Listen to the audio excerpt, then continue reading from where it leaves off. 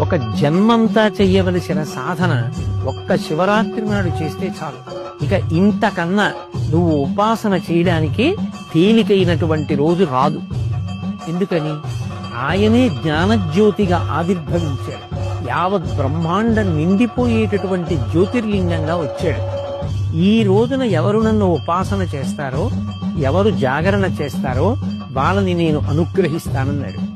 84 లక్షల జీవరాశులలో దేశకాలములను తెలుసుకుని, ఆ తిథి యొక్క గొప్పతనాన్ని తెలుసుకుని ఉపాసన చెయ్యగలిగినటువంటి శక్తి ఎవరికి ఉంటుంది?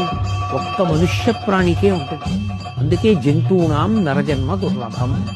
అటువంటి నరజన్మ ఎత్తిన తరువాత మరి మహాశివరాత్రి లాంటి పర్వదినాన్ని విడిచిపెట్టేసుకుంటే దాని వలన ఎంత ఉపాసన కోల్పోయాం.